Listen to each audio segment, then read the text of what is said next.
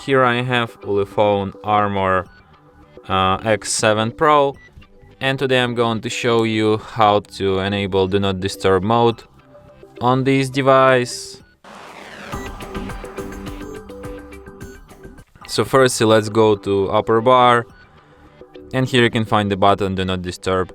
So by just tapping on it, you can switch this mode. By holding your finger on it, you can access some of its settings. For example, you can add exceptions to this mode.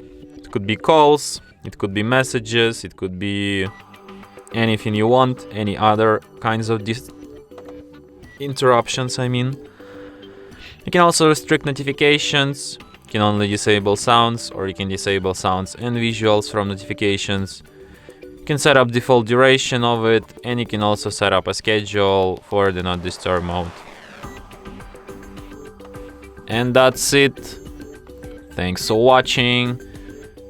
If you find this tutorial useful, don't forget to hit that like button and subscribe to our channel.